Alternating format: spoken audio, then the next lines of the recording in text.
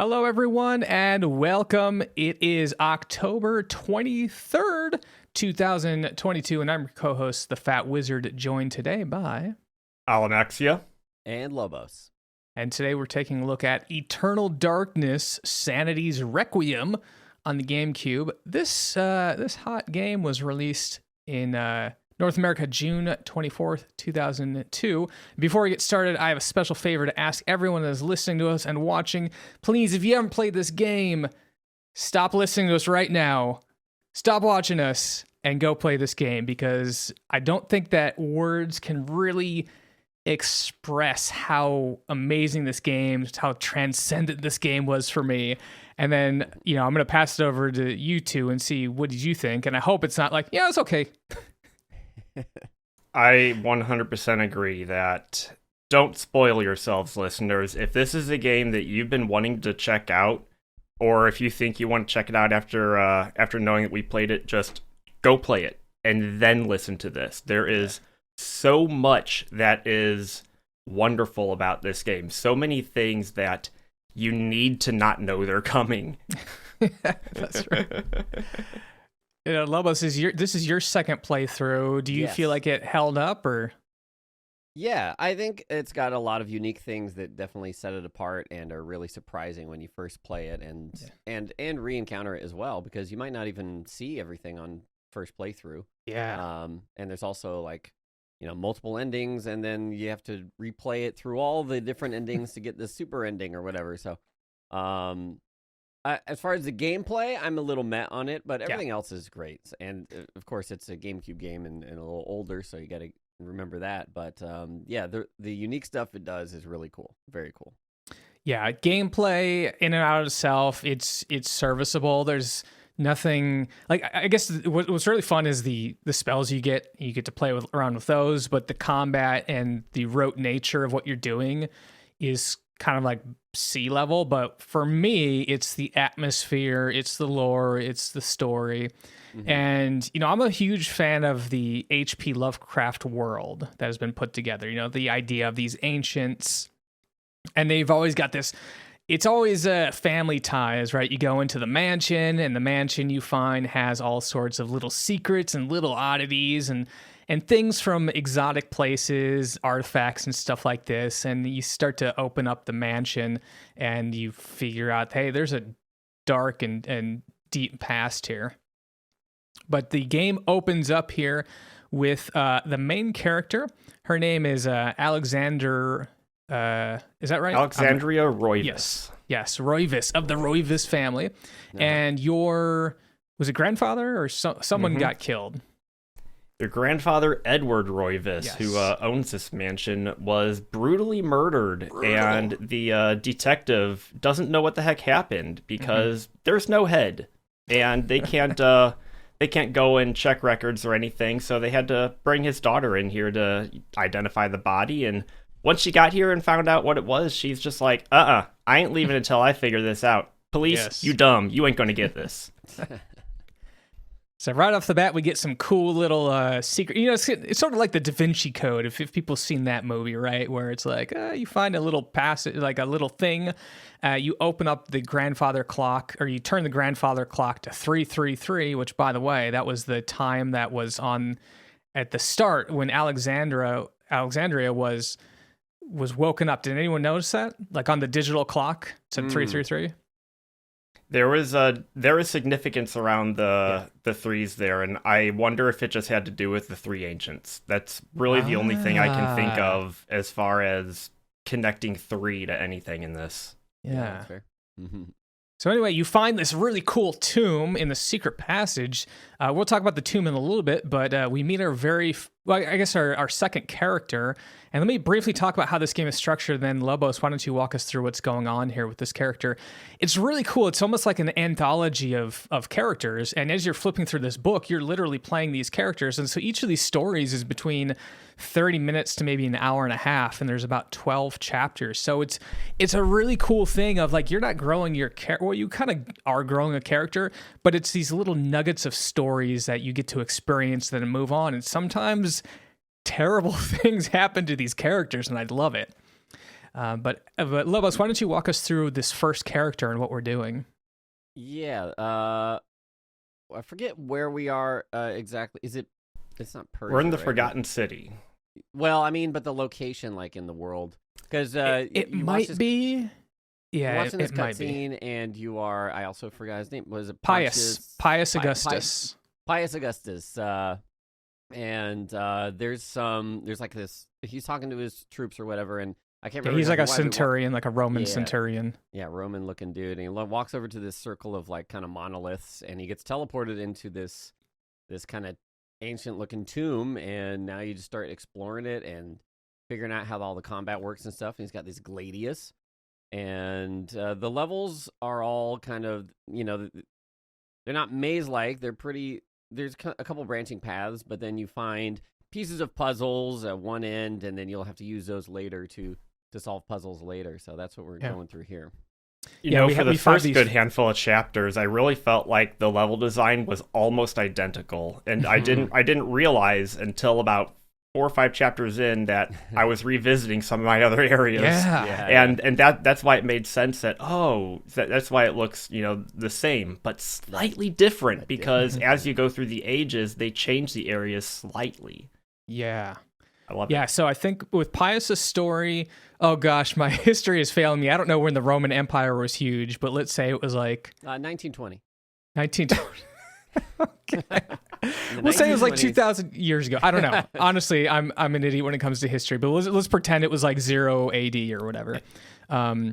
So you start out at that, and then it brings you all the way through up into like 1940s, 1960s. I guess 1980s one, and there's a futuristic one even. Whoa. Yeah, okay. So what was really cool there, if people kind of missed it, because it went really quickly, but Pius chose one of these 3 artifacts. By the way, when you get to the end of this level, you can choose between one of 3 artifacts. One is green, one is blue, and one is red. So I'm going to try to pronounce the ancients. These are artifacts of the ancients, and what you're doing is you're picking them up and you're letting them inhabit you, although Pius doesn't realize that. So I chose the red one, which is chattur'gha. And then I think, Alamaxia, you chose xel'lotath? I did ulyaoth. Ulyaoth is blue, and then xel'lotath is green. Of course, there's some cool hyphens in those, like any good ancient horror. So some of those have hyphens in there.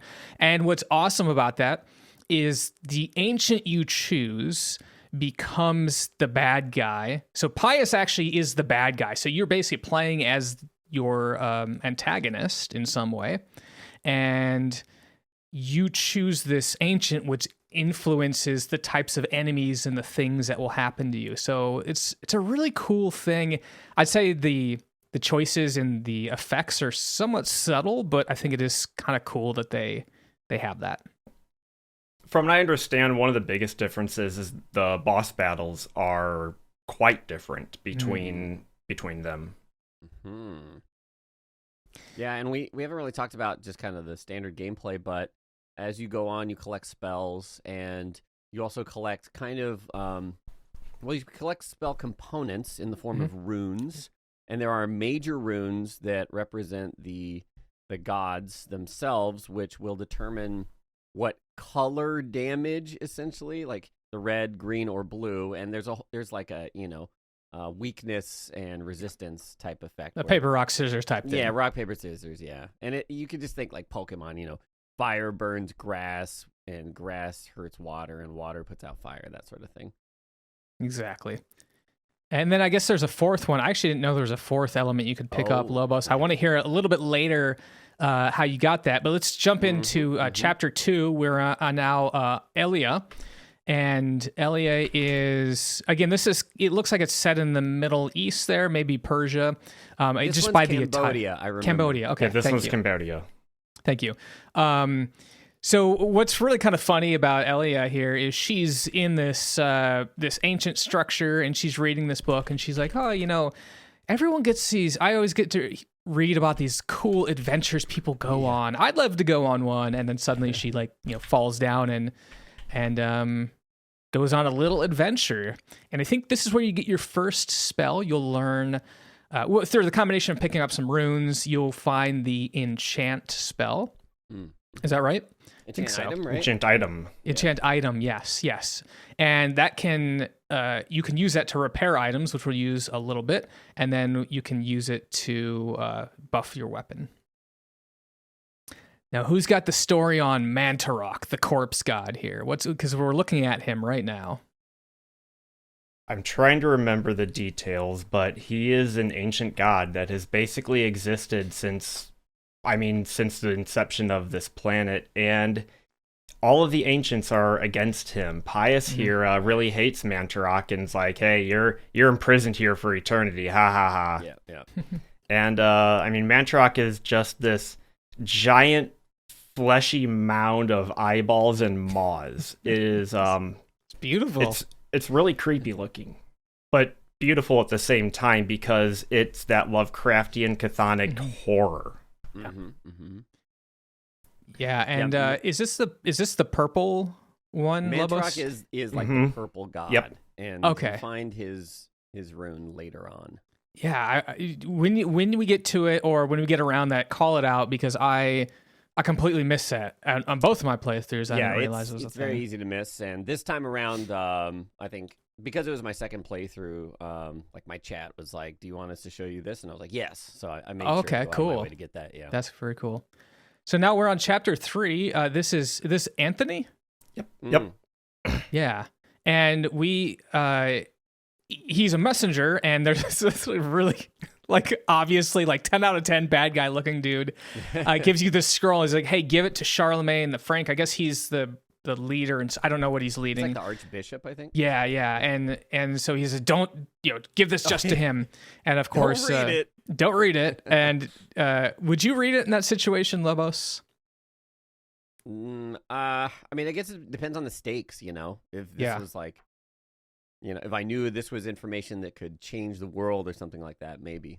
Yeah, it might be, but it might have, yeah. But so what? He gets a spell on him. What's going on with that spell? It's actually a really cool progression throughout this level.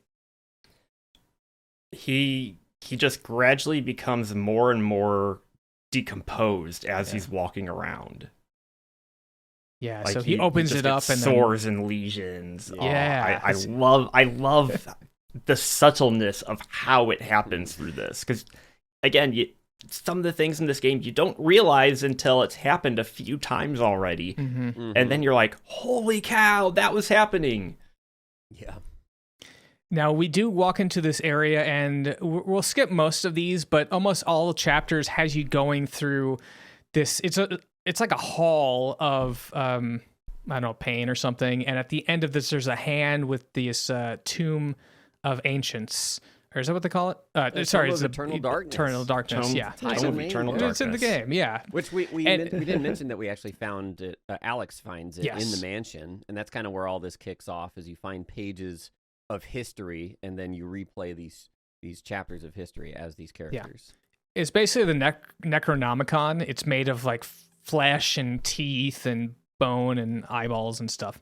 So very cool. But yeah, this hallway, what I really love about it is every chapter you'll see statues of some of the characters or all the characters that you played, and some of them will, if they died in their chapter, they'll be there as a physical entity or like the whole statue, whereas sometimes if they didn't die during their chapter, they'll just be like part of a statue. And as you're getting closer to the book, the floor, you can see like faces contorting from the floor and like yelling and screaming and just pain and anguish. I absolutely loved that texturing and animation they did on that. Cool. That just looked incredible for just GameCube. That I loved that effect. Yeah, it's super great. There's so much to love about this game. Again, for me, it's like the art style. We're talking about the different monsters they have, the different ancients they have, and they're able to pack a lot of cinematics in this little mini CD or the mini. What do they call it? The mini disc? I don't know. Yeah, it's like 1.4 gigs. It's like, wow, there's a lot of voice. Everything's voice acted. And then all with the different variations, you have a bunch of different types of videos to watch there. A lot of it's rendered in game though, so I feel like that's something that really helps out. Mm-hmm. Yeah. So we are, we're still Anthony here. We finally caught up with this dude who's this evil-looking monk, and his face is like all bloody and all decayed. And I believe the whole point of going here is we need to get a key because Charlemagne's quarters are locked, and so we actually need to go kill this monk to get the key to give it to Charlemagne. And again, we think that there's some sort of time pressure, I think, because you can hear there's some sort of commotion going on in his quarters, and so it's like, all right, well, we got to hurry up and get there before these monks come and kill him. I think there's something like that. But this is a really interesting thing because for whatever reason, the spell is keeping you alive. Like, I'll die multiple times during this fight, and you'll fall down, but then your health regenerates full. So I don't know if anyone caught that. Mm-mm. Okay, so you guys are all much better. With him. And later on, you do get a recover spell, so you can actually heal, and then you properly die. But yeah, it's clear he's like basically undead and forever living. Yeah.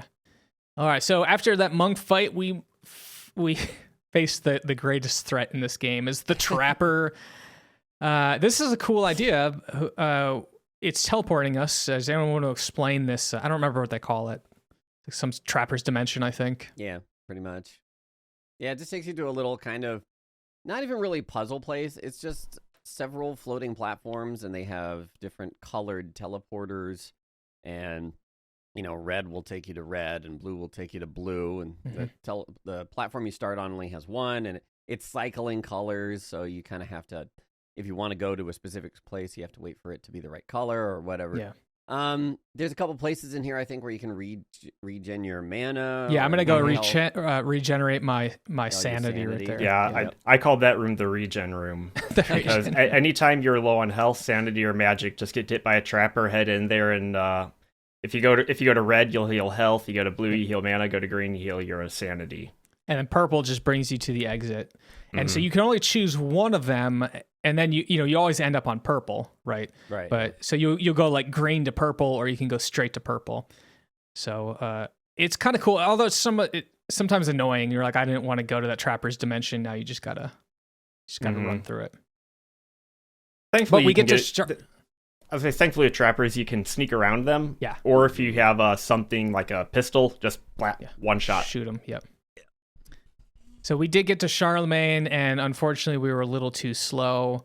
This is so cool. So the monks there's they killed Charlemagne, and then they killed Anthony, and then I don't remember what the creature is, but basically it's a bone thief. A bone thief. It basically. Does it inhabit the flesh, or does it mimic a human? I don't know which one it is. It inhabits. It'll burrow themselves into them and effectively just take them over. They're parasite. Yeah. So often so now we're in Persia for chapter 4, but often you'll kill a human, and out of the human will come this bone thief. And what's really great is that will reduce your sanity even more. So anytime you fight an enemy, you can see like there's green stuff coming out of their eyes. If they see you, it reduces some of your sanity, and then you can kill them and finish them off, and then it recovers some of your sanity. But you might have seen in that last chapter, the screen was tilted. It looked like a Stanley Kubrick film or something like that. And as your sanity gets lower, more and more crazy things happen. So we're going to show off a couple of these, but I'm sure everyone has experienced different ones because they're kind of random, and what happens in my game might not happen in your game. So, chapter 4, we are in Persia, and we are with Karim, and he has been told by this woman that he is interested in, hey, go fetch this artifact for me, kind of like prove your worth to me. So he goes out, you can tell he's like dying, he's really thirsty, going through the desert, and he encounters the area that Pius found, which was that little... 4 statue thing. He gets teleported into this little place. So this is cool. How do people feel about Kareem and his little saber here? That's a pretty nice weapon. Really, any melee weapon in this game was good. Yeah, I just went through almost purely melee. Yeah. Yeah, we didn't talk about the melee too much, or at least the combat, but you can hold like right trigger and he'll like lock onto a nearby enemy, and then you can use the movement joystick at that point to target different parts of the body, head or arms or legs, and in some cases you can more easily deal with enemies. Well, I guess in a lot of cases, but for example, when we were talking about the Bone Thieves earlier, they have a bestiary where you can go read about enemies. And the Bone Thief, if you cut off its head, it insta dies. So it's like less hits if you do it that way. So it can come in handy, and sometimes you can just cut off their limbs, and then that disables certain attacks, that sort of thing. So it's fun. Yeah, often I would chop off their head, and then you chop off both of their arms, and will fall down. So we just got the and for folks that were wondering this that are watching this on YouTube, you might have saw just a little screen come up with an Edgar Allan Poe quote that was one of the sanity effects. So they have no qualms about breaking the fourth wall. See that one. Yeah. There's one a little bit later, I think, that I have a story to tell. But they have no qualms about breaking the fourth wall to play around with the player as well, which I really liked. Alamaxia, I want to hear, you came into this game completely blind. What did you think about these sanity effects? Do you think they held up 20 years later? I think a lot of them did. I really do. A couple of my favorite ones where you enter a room with too little sanity and your character just starts sinking into the floor. It feels like the game is actually bugging out. Like, what is going on here? But then you're like, oh, they flash and you're like, what just happened? And then another one that I really liked was I was casting a healing spell during kind of one of those more boss-like fights, and my character exploded. Oh, all right. Loved that one. But my favorite one was one that wasn't even in the game. I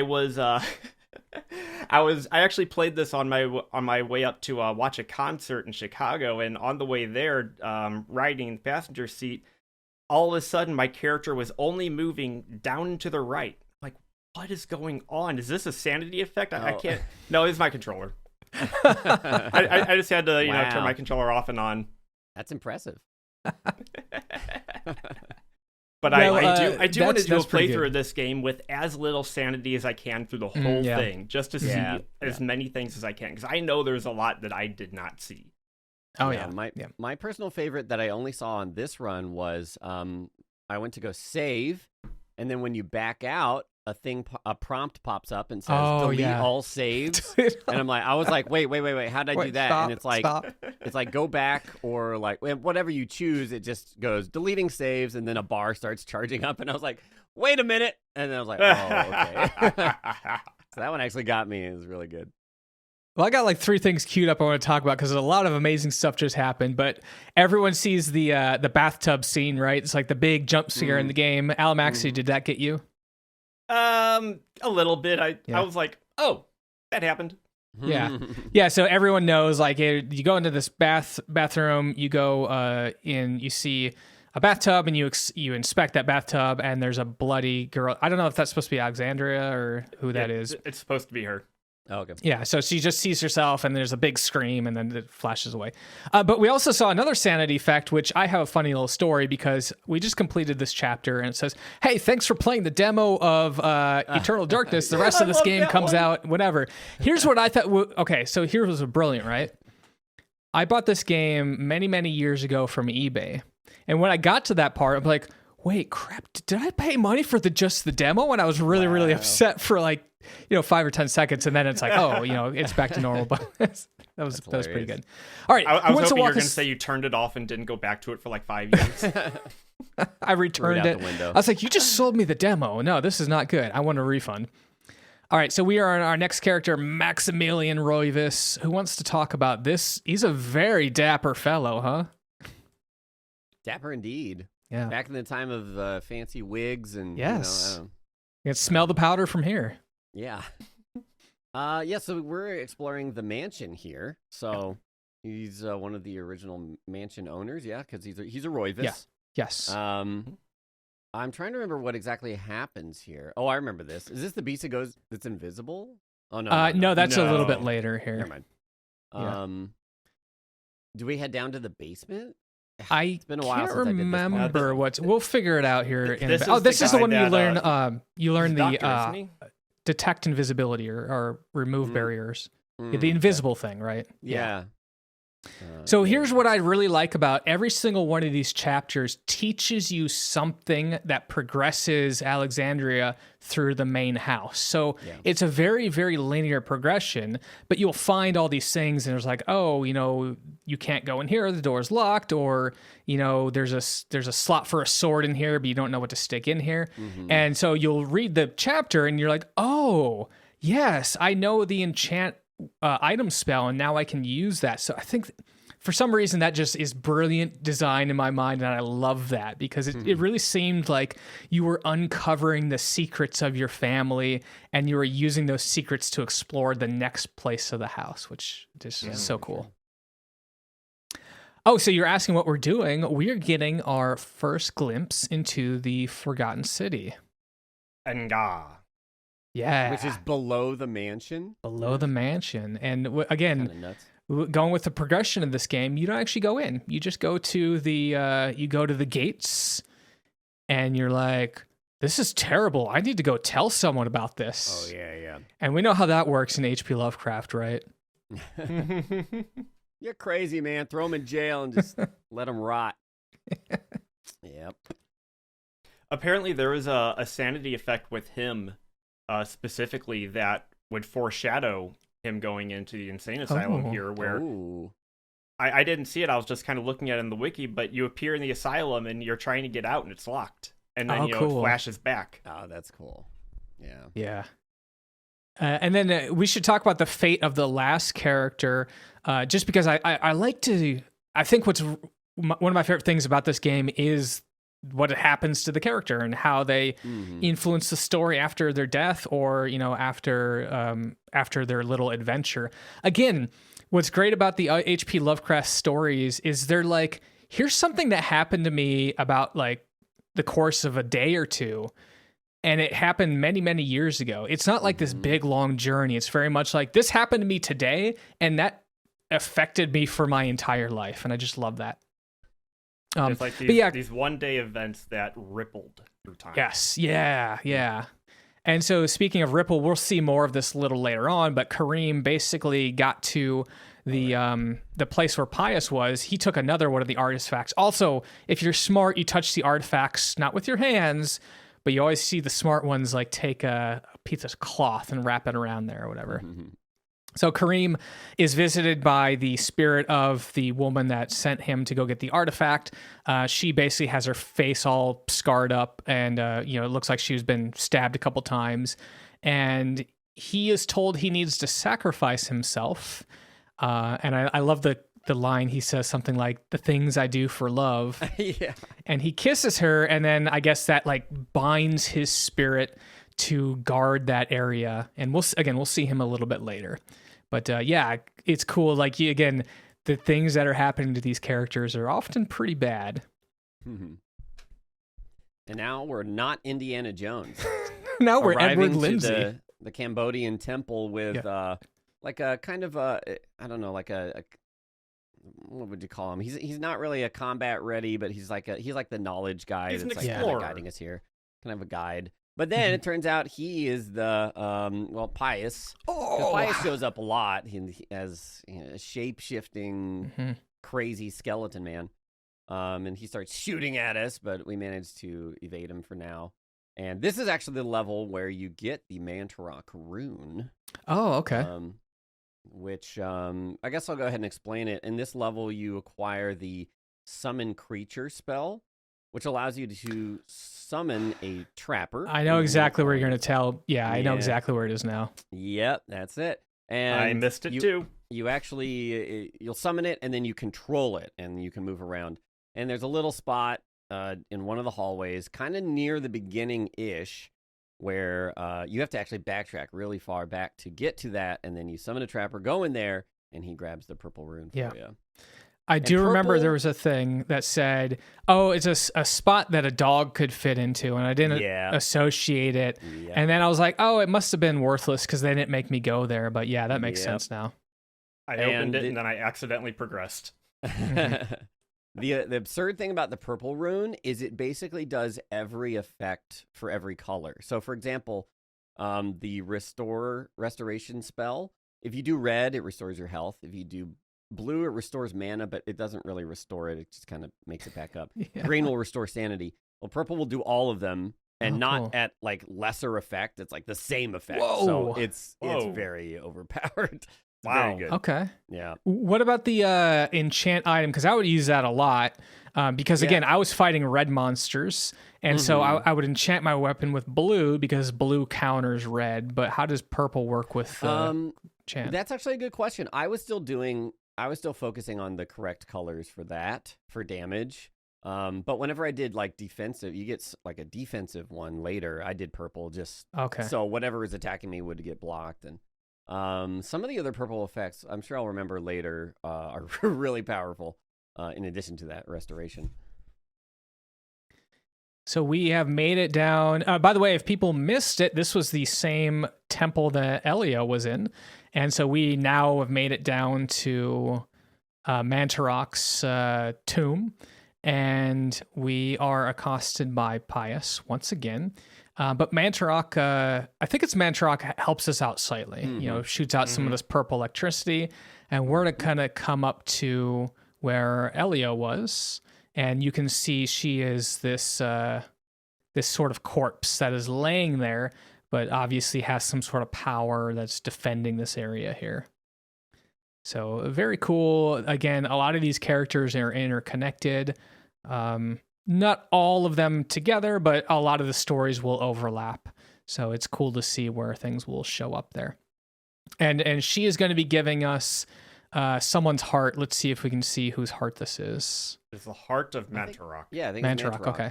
Yeah. And kind of rewatching this now and having seen all the endings and stuff, it kind of makes sense now why Mantarok, I mean, other than being, you know, kind of accosted by Pius, he defends you against Pius and his minions there because it's all kind of part of his plan. Wink, wink. Yeah, but the orchestration is beautiful. Yeah. I mean, I hate to keep harping on the H.P. Lovecraft, but that's the whole thing. It's just like you're literally this pawn in this cosmic game. Yeah. But you are conferred, or you get a lot of powers to help you, defend this corpse god Mantarok there. So really great. I think we should take a little time just to talk about the rune crafting or the spell. Let's do it. Yeah, it's really cool because you collect these runes, and the runes are symbols, and they'll have a once you find an associated like a tablet, it kind of translates the rune, so it'll say like, you know, this rune is creature, and this one is area, and this one's summon, and this one's something else. And you combine them in, you know, a way that makes sense. So if you combine summon and creature, you summon a creature, or what is it? Project area. I think you do an AoE attack, like area of effect attack, and things like that. So it was a lot of fun to try and play around and figure out what kind of spells you can make. Yeah, because you don't need the spell. You can find the spell to be able to cast it, but you can also experiment with just combining runes, and then, you know, you can make spells, but you don't know the name of it. So it'll be like spell 7 or whatever, and you can use it and kind of guess what it is. So again, that's another nice little layer. It's like, this looks like it might be a damage field, but I don't know exactly what it's doing. And then again, one of the brilliance of that spell crafting thing is it literally is a language. And often in the game, you will see other people casting spells, and by listening to the words that are coming out, you can be like, all right, I know generally what this is saying, you know, or what this is going to be doing. And very handy for the last couple levels. The only downside for me is that as you go, you unlock the ability to add more runes to make spells more powerful. And whenever you cast a spell, it reads out every single rune. So by the end of the game, you've got, I think, 7 slots, and it's just like 7 slots. chattur'gha, Pargon, Yeah. whatever, ulyaoth. Also, but it sounds really cool. It sounds so cool. Oh, but it yeah, really I get does. it. Where That sounds you just cool, want to, you just want to like move on to the level, right? You know what? So you talked about you start out with three slots there, which that's your basic one, and then you can get a 5 slot and a 7 slot, and those just allow you to have the Paragon spell, which powers them up. So it effectively is like a level 3 enchant item, a level 5 enchant item, or a level 7 enchant item. But what's really cool is, again, sometimes in these cutscenes, you'll see someone and they'll be chanting like 11 runes. Yeah, You're like, and you're like, whoa! And later on, we'll get to a spot where you get to chant 9. You don't chant 9 runes, but you basically right. make a spell that's 9 runes. So it's like, again, they take this mechanic and they kind of like make you feel more powerful, but like, oh, you're in 9 runes now. This is some serious business. For sure. So we're Peter here now, back in this is Paul. I think this is Paul Luther. Oh, Paul, Iiahe sorry. Cathedral. Yeah. We're a monk and we're exploring, and he's got a mace, I think. Yeah, Yep. he's got a mace. And we just got our 5th, our circle power. It has 5, so we'll be doing some Paragon stuff now. One of the things that I remembered about purple, if you do reveal invisible with the purple rune, you turn invisible. Wow, and you can God. basically stealth past everything. It's nuts. Oh my I goodness. didn't use it very Okay. much, but I found it out and I was like, What? broken. Yeah, that's a little OP. Quite. Hey, no, we just walked into an interesting room here, and we're fighting this little mini boss. Does anyone recognize who this is? It's I love Anthony. this. It's Anthony. I loved this. Yeah.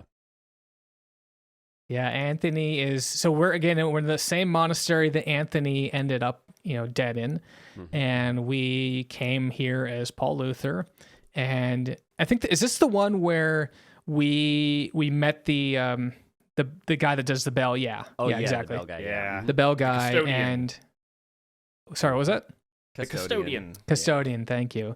And he's kind of helping us out because as you're reading the lore in this story, you are getting the sense that these people are bringing artifacts to the monastery that are fake, but they want to bring people in. So they're like, hey, we got this holy artifact of whatever, and come see it. And I don't remember why they want to do that. I think they just want to kill people or sacrifice them or something. But yeah, what's great is this custodian gives you this dagger, which I cut from the video, but later on you use this dagger to like plunge into this crypt that looks suspiciously like the custodian, and then you have to like plunge it in and draw it across their body, and you hear like yells. So it's like, are you the one sacrificing? But all right, I want to shut up here because this is one of my favorite things in the game. Paul Luther sees this big boss, right? And it's this big ancient that I actually don't know if it's an ancient, but Pius Augustus is guardian, I think. some of this guardian, and Paul is like, what the heck is happening? What do I do here? And Pius is like, hey, you need to guard this area. And so what does the guardian do? Yeah, you're like, I'm ready. I'm ready to do this boss fight. And then he just Flat. smash. Paul just get insta-jibbed right there. That's the end of Paul's story. What a sudden and brutal ending. Yeah. Now the guardian there is different depending on what relic you choose. So okay. So with chattur'gha there, I think that's what you said you chose. It was like this three mod beast with giant claws. For me, it was like this jellyfish looking thing with like this ball that hang down with some other because you chose Ulyaoth, right? Yeah, I chose Ulyaoth. So okay. the different gods have very different just general looks about them. Like it sounds like it's just like a mini relics. version of the ancient. Yeah. I would say Ulyaoth was kind of like a Metroid with longer tentacles. Yeah. Okay. So we are now back. I'm not sure where we are, but this are Roberto, I think. Roberto, Bianchi. And what's really great about this, there's this big pillar, and this pillar you'll see a couple times throughout the game. It's basically like this pillar of ultimate evil. This is a pillar that they are using to summon the god, right? I think to sacrifice hundreds of people, thousands of people to summon the spirit of this god or something like this. But you're told here you're basically a surveyor, and so you're going to go through this area. It's a little bit clunky to find the places you need to survey. It's not, I'd say, super apparent. I think there's some falling rocks every once in a while. But occasionally we do go back to Alexandria while we're still in the storyline of the character. And usually the grandpa's kind of supportive, but there's something a little weird going on now. You know, grandpa's not being quite as supportive as he usually is. So you're kind of like, maybe that means something. We'll see. Now, Alamaxia, I'm curious at this point, where was your head at with this whole Pius thing? Did you start to suspect that Pius may be influencing you directly as Alexandria? I didn't catch on to that right there. I honestly thought that was her grandpa just like, okay, now I'm really going to show my true face. But yeah. But yeah, I noticed that in the last chapter we were in with Peter, that monk or priest that was sacrificing people was Pius, and they were sacrificing people in order to basically feed the guardian that they had getting ready to guard that relic. And then, of course, Roberto is getting to the very end of the area here. Again, this is where where Pius first picked up the first artifact, and we're coming here, and we see both Kareem and his the woman that he was interested in was guarding that, and so they go to strike him, and I guess because he's the true, I don't know, like true heir. He's the chosen one. The chosen one, thank you. I get the essence of xel'lotath. I'm curious, I guess, Alamaxia, you probably would have picked up a different essence here then. I don't know. I don't think... Yeah, because you never pick up the essence of the one you choose at the beginning. Right. Yeah. But yeah, I don't know how it I don't remember what I got here. Yeah. So yeah, we're gonna come back to this area again. This is a big purplish looking area that has a big pit, and you finish up your survey, and Roberto's like, hey, you can't build here. There's unspeakable evils here.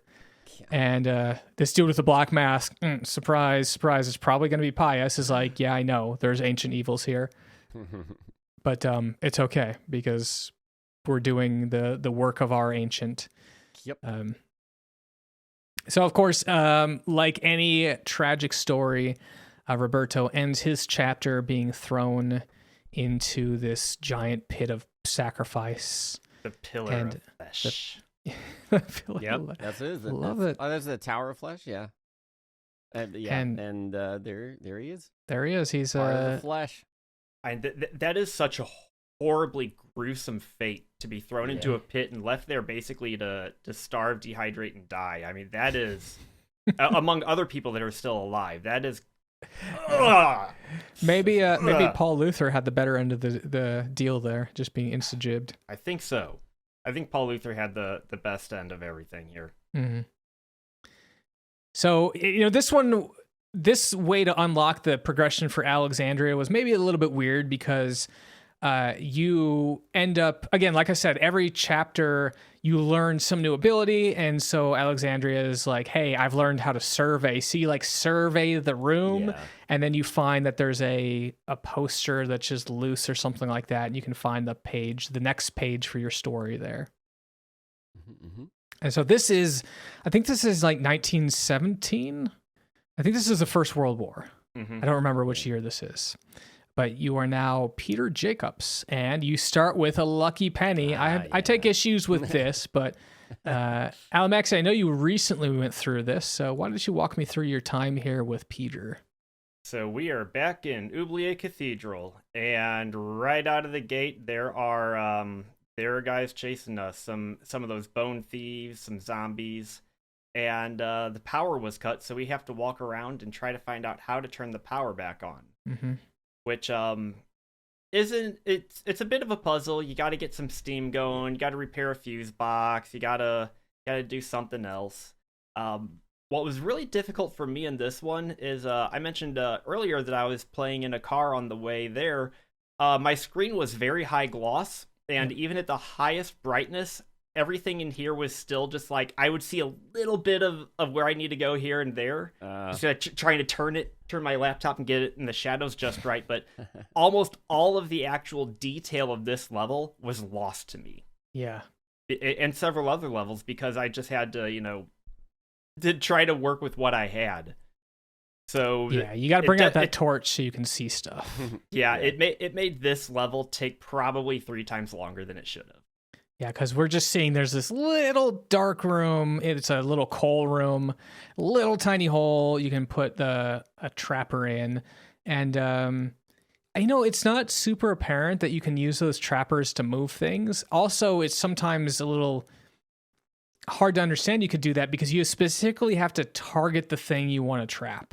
You can't just walk up to it and then trap it, even though it looks like it's doing this big area of effect thing. Yeah. But I will talk a little bit about the fuse because, again, the fuse box is like, hey, there's a missing fuse here. And you're like, all right, I need to go find a fuse. Yeah. Well, you just need to connect the circuits, right? And sure enough, the lucky penny that you have is good enough for that. So you basically can turn on the steam generator.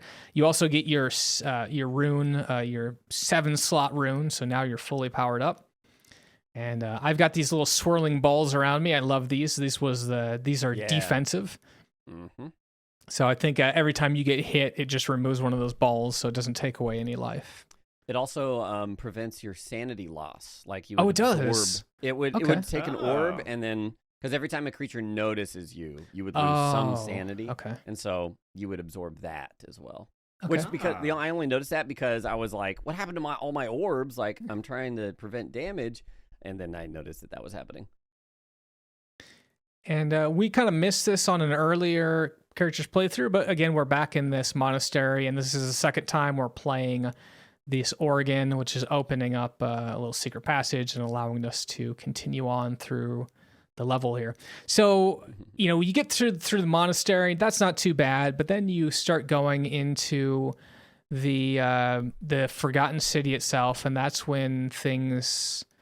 Actually, no, we're not there yet. I think this is the boss, right? Yeah. Oh, man.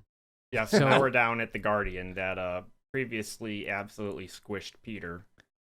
Yep. So I want to hear, Lobos, how you fought this boss, but then I also want to hear Alamaxia, your boss, and what it did. Mm-hmm. So maybe we start with Lobos. I only took one attempt on it, but it took like literally 1 hour. Because, oh, my. Because... yeah, I mean, he's got a couple of phases, and the gist of it is he'll like summon dudes, and from what I gathered mechanically, if you're far away from him that he can't smash you, then he will like flash a color and like kind of it seemed like being like healing himself sort of, and be susceptible to the project area magic spell, or maybe just magical damage in general. Mm-hmm. Yeah, that's what I was using was the damage projection. But I was using the maximum. It's too slow. Which is it's 7, too which slow. is very slow. It's you too have to slow, but yeah. That's what took so long. Is I carefully went through everything and I tried everything to get the spacing just right. Okay, so I did did it. With that. Ended up doing it with the 7, but it would have been way easier. I think the 5 is pretty good. Yeah. And then, it's really just kind of progressions on that. Like, the first one has fireballs coming at you, and then I think there's a tongue that lashes out at you. Mm-hmm. The second phase, again, there's enemies that come up, and then the third one, I think she's just trying to slam down, slap chop you there. Yeah. So I want to know what Ulyaoth was like fighting Alamaxia. As far as the physical boss, like the stomp attacks, summoning things, identical. However, with Ulyaoth, the projectiles that it shoots out, and also when it hits you, drains your magic. Oh, so man. that That's made wicked. This a bit harder. That's where that magic potion came really big into play. But yeah, this boss definitely took me a little while to beat, and there is one magic that you can use in here that almost cheeses it. And that's your area defense. If you put that around you, like in second phase, as he's getting ready to summon the, those zombies, get right up next to him, cast that shield, and then immediately follow with the level 7 cast magic, and then that knocks him out. Oh, nice. Okay. Yep, I tried that. I surrounded like the spawns of the enemies with the area shield. I actually found out because I would run up to the left and be like, okay, I'm going to put a shield down, and then I'm going to cast my spell. But nothing would like aggro if I ran up next to him on the left side. None of the ads would aggro. The boss wouldn't aggro, so he would never become vulnerable until I moved back to the center, and then they all aggroed to me. So it was kind of... I had so many issues weird. Trying to figure out spacing there, but it worked out. Yeah, only an hour. There you go. Worked out. That's right. And then we just picked up the essence of Ulyaoth there.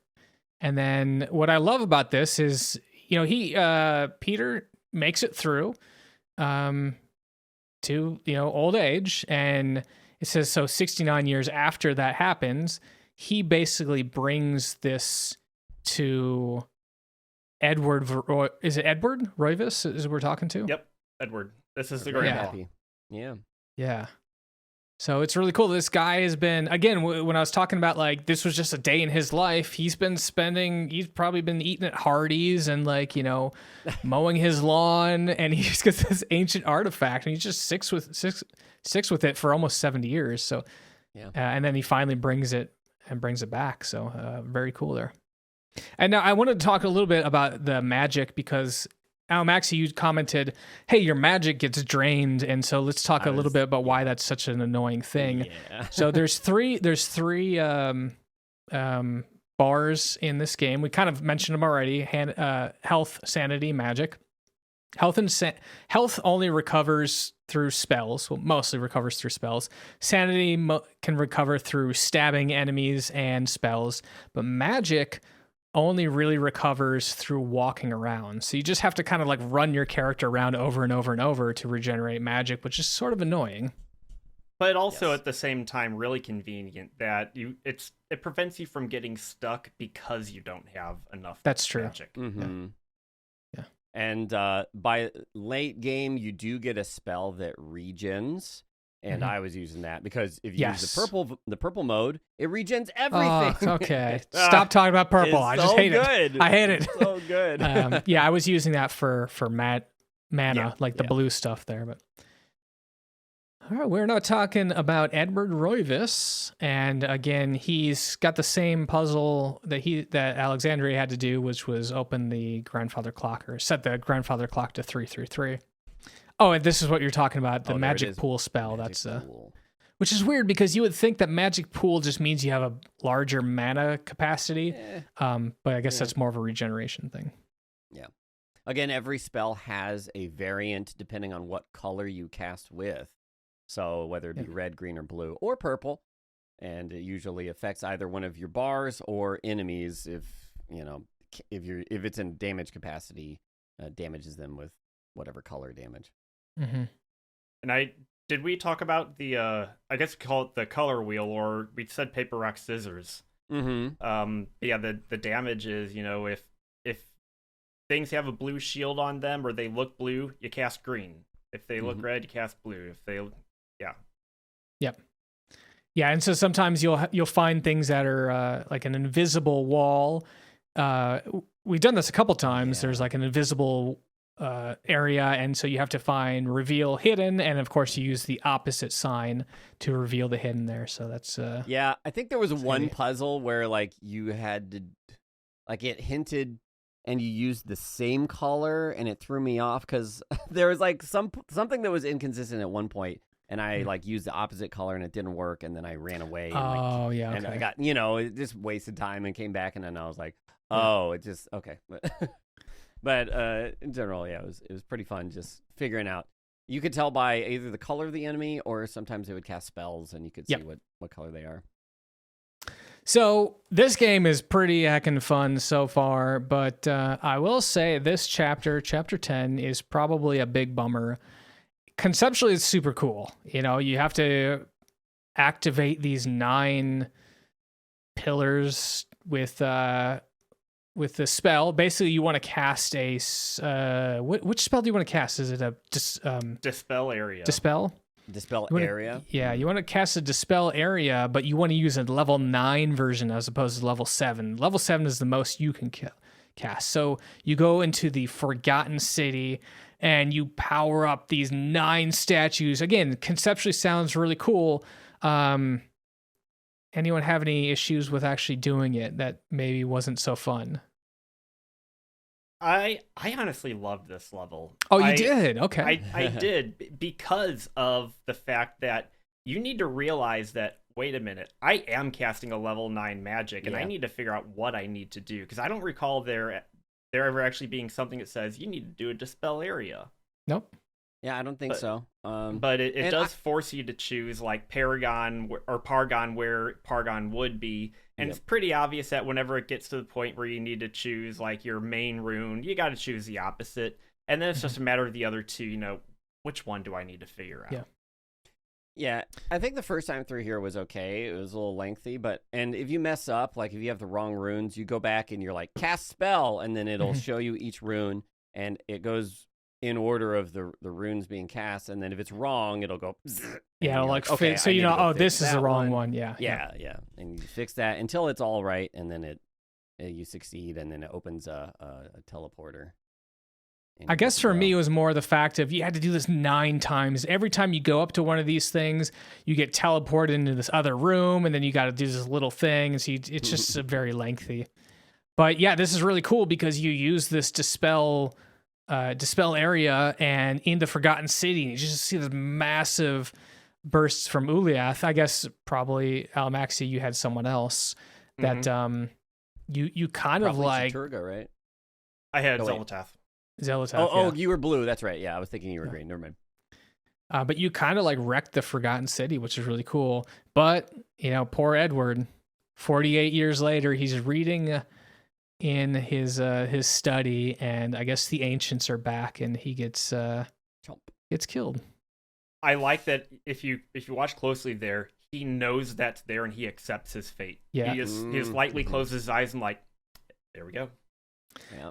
And that's we're gonna see Michael's story in a bit here, but you get the sense a little bit from that as well that he's just it seems like it's draining, it's just tiring, and they're like, hey, I just need to be done with this, and he's gonna end up giving his artifact away as well. But we get a little flashback here. We have Maximilian, who goes into the servants' quarters and brutally murders them all. He believes that they are agents of evil, basically. Yeah. He's kind of going mad. And then I think the implications are he seals up this room. He boards up the room, seals it off with the wallpaper and all that. And the act of being able to get this pickaxe, Alexandria is able to break open the wall and find the quarters of all the dead people. I tried to get into that wall so many times leading up to that. I'm like, me too. Right? Reveal invisible, dispel area. Just hit it attack with a spell. sword. Yeah. Attack. For me, the one room that I was like, I want to do something here, and every time I finished a chapter, I'm like, go there. Oh yeah. Where we're about to go, which was the observatory. Yes, the observatory is super cool. Love it. Yeah. All right, Michael Edwards, we're going to burn through this chapter. You see what I did there? I've been waiting on that one. Who wants to do this? Talk about Michael Edwards, though, for us. And again, it's going to go real quickly, so someone just like, boom, boom, boom, what's happening? Yeah, this is like modern times, right? So like practically, you're like a military soldier, and you come in with a machine gun, and he's really powerful. His melee is really powerful too. He's got like a fire axe, and we're going to the Pillar of Flesh or Tower of Flesh area, and I forget how it ends, but we're making our way through here. Oh yeah, we get. I think as Mantarok is telling us, we need to blow up that pillar. Mm-hmm. Oh yeah, that's right. C4. Yeah. We go lay C4 everywhere. Yeah, pretty much. So we're seeing who is this? Was it Roberto was talking to us? Mm-hmm. Yeah, and meanwhile, we're getting all these little effigies here. Again, I don't know if those were optional or those were mandatory, because I feel like sometimes they were a little bit hard to find. But they are entirely optional. Okay, And I think that gives you, if you have all three of them, it gives you access to a very nice sword, I would say. I saw Lobos got it. I did Alamaxia. do that. Oh, I did didn't you know get it? I don't remember what they were for, but yeah. I got the sword as well. That was Nice. nice. That was really handy. Yeah, it gives you an enchanted gladius, and Permanently what's nice about that is, really, just you don't have to keep casting an enchant weapon on it, so it's just a time saver, but it's nice. Did you know the other awesome thing about it is that it has a ranged attack? What? Oh, it does? Trivializes the What? last boss. What? No, there's no ranged attack. There's a ranged attack. If you lock on from a distance and you just swing, it does a ranged projectile, and it's like the same power as if you were regularly attacking. Well, that would have been nice to know. Why didn't you tell me this like 3 weeks ago? Because it would be much better to hear it now. So. Okay. Hey, who was talking about Indiana Jones earlier? Because I'm quite certain we now are Indiana Jones, right? This is the Indiana Jones room. You combined a staff and a medallion, and had to adjust the light to point at a city. Yeah, and I think you burn away the wax on there. But this is our last time to find the book in that little hall of horror or whatever. And again, it was really cool seeing all those characters lined up there. Just like you get the sense of like, wow, this is really spanning the decades or eons. So very cool. Now, I want to say this area right here, I got stuck on forever. Alamaxia, I said you might get stuck on it, but it sounds like maybe you didn't. You figured out how to move this stone obelisk pretty quickly. And because I played through all of this within a couple of days, I remembered, hey, I had to use that trapper to move the body that blocked me earlier. And I think in that stone obelisk, there's a description that says it's too heavy for you to move. Yeah. So I was like, well, what if I just, teleported out? And it worked. Yep. Now, what I absolutely loved about when you teleport something is that trapper dimension, it appears there and it's sitting there at the exit. So after you teleport that guy at the bottom of Uliaoth Cathedral, that body, he's sitting there at the end, and I didn't realize that at first. I was like, what is this body doing here? And then I teleported that giant giant plinth or whatever it is, and it was sitting there. I'm like, whoa, that's what that was. That was the same time I realized it as well. I was like, oh yeah, that's so cool that they have that continuity there. I struggled on the reveal invisibility areas. Each one of those probably added an extra half hour to my game. Okay. Yeah, I think reveal invisible, I would think to do that, but then I would just do the wrong color and then be like, oh, well, I don't know, and didn't try everything, and then I come back later and I'm like, oh. Didn't you have to always just do the opposing magic for reveal invisible? Yeah. Yeah. Now, we did get some detonator caps. I think earlier we got some C4, and so we got to go. And every time you pick up one of those, you get this vision that says, destroy this. And also there was a electrified floor or some sort of damaging floor, like a damage field on the floor. And so that can hurt you pretty bad. I ended up, of course, using my shield and just running past that. But I'm not sure if there's a way you can dispel the floor or whatnot. Yeah, I'm not sure either. I also did the absorb spell that would just eat the hits, and you can make it all the way without damage. I think you have to shield. You have to shield your way through. I wanted to touch really quickly on the fact that the different characters have different amounts of like health, sanity, and mana. But this is the only one that ever really mattered to me, is because he had such a tiny mana bar. Yeah. And you basically had to have full mana to cast like a level 7 or I think you couldn't cast level 7s with certain spells. So yeah, it was a little limiting in that sense, but he was really strong physically, so that's cool. Often I would have to run around and just generate mana so I could.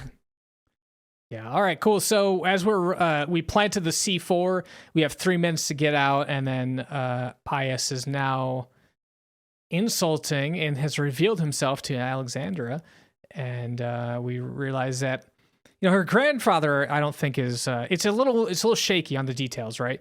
I don't think that her grandfather was Pius. Right. I think it was more like Pius somehow just influencing the spirit or the memories of him. Yeah. I think he was just appearing as a ghost and trying to get Alexandria to do the right things, or the things he wanted with. I think they mentioned earlier that they refer to him as shapeshifter, and and I mean, he he takes the form of whatever he wants.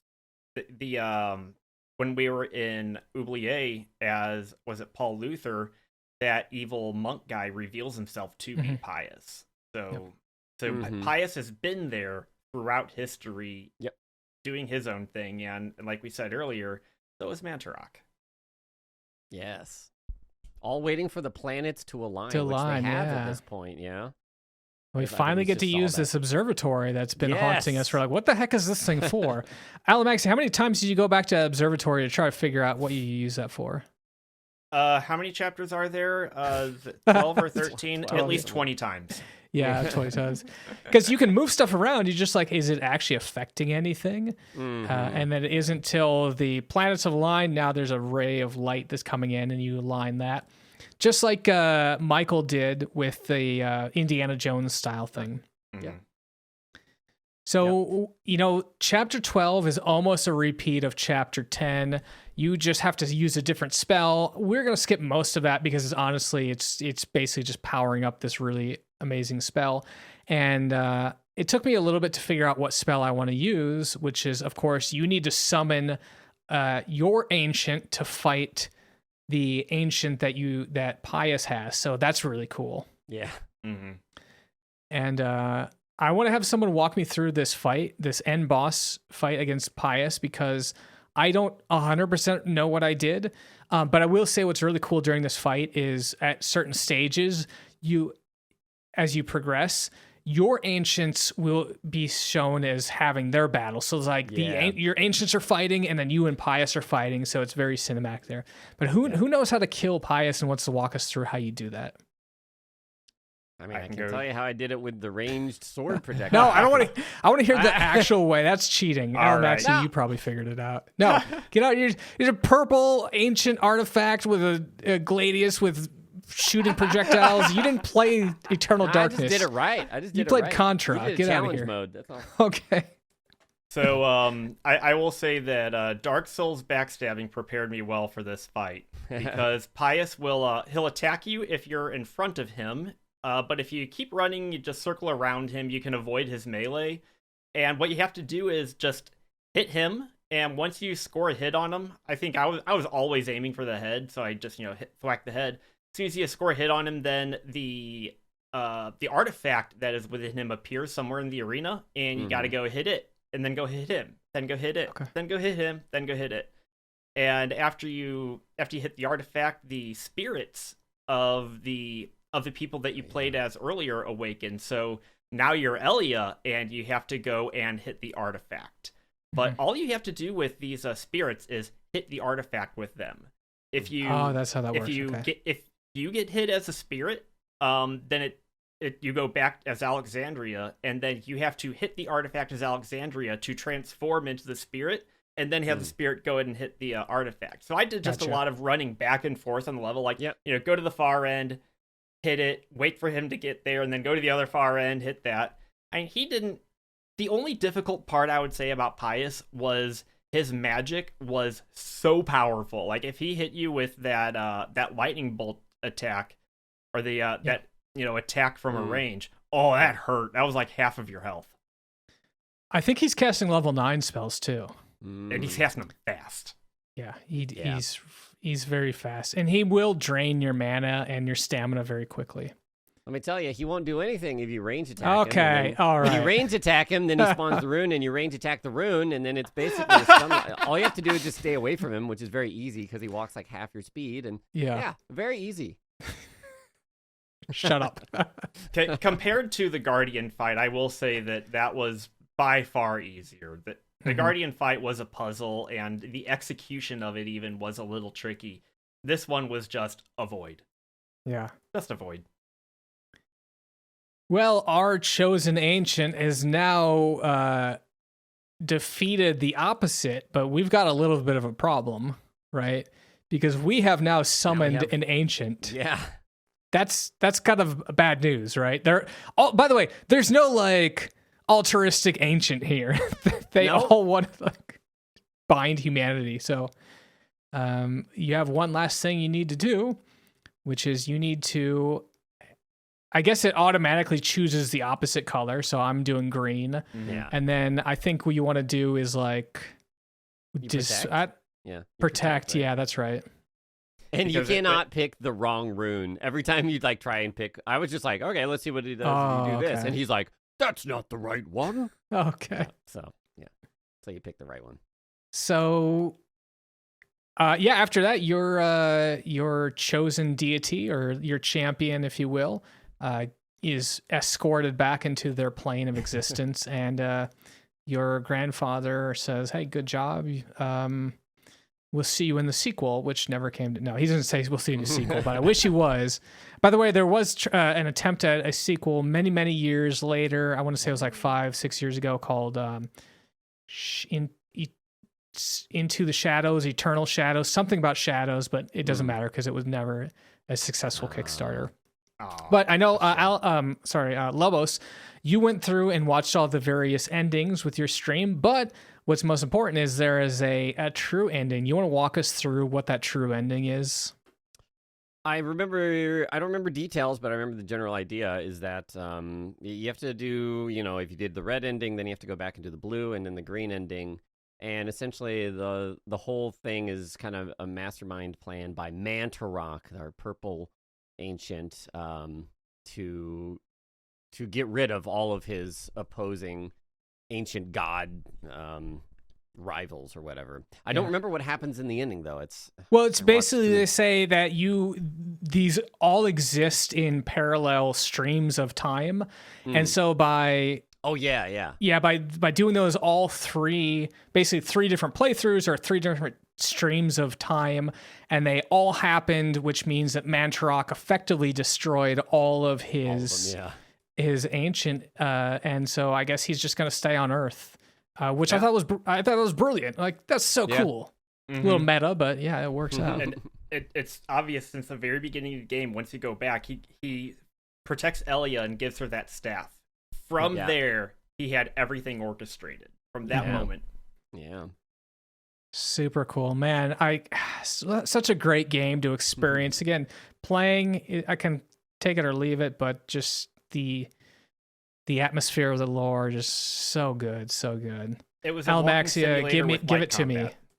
I loved this. Like I said, it felt like a walking simulator with light combat. I love walking simulators because of, the puzzles, the gated progression, the lore, and really deep exploring into what the heck happened.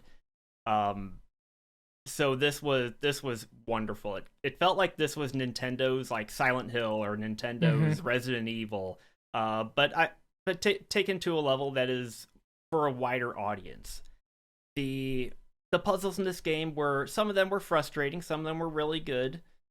I probably will play through this game on both of the other ancients just so I can really see all the differences. I looked up speedruns, and the speedruns aren't too bad, so I think as long as I know exactly where to go, then get that purple rune. Quick. Yeah, purple rune will carry. Yeah. And the magic sword. Yeah, I did get the magic sword. The purple rune though, I just accidentally progressed past it. Nice. Well, Lobos, I'd ask what you think about this game, but I think considering that you cheated for the entirety, I kind of don't care anymore. Let's hear what your final thoughts on this. Right? Yeah, that's fair enough. No, yeah, it was good. Again, the gameplay for me is like okay, and the chapter 10, like we were talking about, the first time I do it, it's like okay, but then the fact that they have to redo it in chapter 12, at that point, I'm like, it's rough. But especially with the purple rune, it was a lot easier this time, and I love old god cosmic horror stuff, and this game's full of that. And man, the fourth wall, just insanity effects are so cool, and you never know what's gonna happen, and then you never know whether it's really happening until it's all done, and you're like, oh, okay. But very cool, loved it. A little bit cumbersome with the spell casting, but besides that, I loved it. Yeah, for me, it's just we don't get enough of realized cosmic horror, even movies or games. Just they're pretty rare, and this thing is just dripping with atmosphere. I love it. Everything from the multiple multiple time periods to like the way that the voices sound when you're casting your spells. It's just so cool. Yeah, again, really sad to see that it didn't become Nintendo's Silent Hill or Resident Evil. But maybe that's what makes this game special. It was like it was a moment in time, and that's all there is, right? And maybe that's why it's so great. So anyway, we're looking at the credits screen now, but while we're kind of discussing and wrapping up here, we can talk about our own credits there. Of course, we had our Patreon credits and some exciting news this week. We got 2 new Patreon folks. We got Brant and RX78 Pilot. So that brings us up to 20. That's right, folks. 20 out of 25. And this was episode 48. So we're going to be, it's going to be a barn burner. It's going to be great. If we get to 25 in the new year, episode 50, that would be really great. So let's keep going ahead there. If you are interested in supporting this show, you can always head on over to patreon.com/Saturday Morning Gaming Show to learn more there. But I think this is the part where someone has a clever segue. Does anyone think of one this time? I don't know. This podcast has been great, but I'm kind of getting tired of it. I feel like I'm having a what's the term? I'm having a fallout. Sorry, that was a really long. Wow, I didn't realize you're going to quit on us live on air, but geez, okay. Well, if you want to air out dirty laundry right now, let's do it. It's all for the gig. Yeah, we're going to be checking out Fallout in November on the PC. This is a fun role-playing game. And when was Fallout released? Like 97? Talk to me in a month from now. I'll tell you. But this is this is like a really one of those that it was a sort of tactical. You've got these action points when you go into combat, and you can use those to like move your character or shoot or reload. There, it's got some cool stories there. Again, kind of primitive storytelling. It's not as sophisticated as it is these days, but in any case, it's gonna be a pretty gosh darn fun game. So I'm looking forward to it. Yeah, and I've never played it, so. Finally, I mean, I played Fallout 3 and beyond, so it'll be cool to jump back. Oh, wait, you haven't played Fallout 1? No, none of the tactical ones. Nope. Okay, well, hopefully you enjoy it then.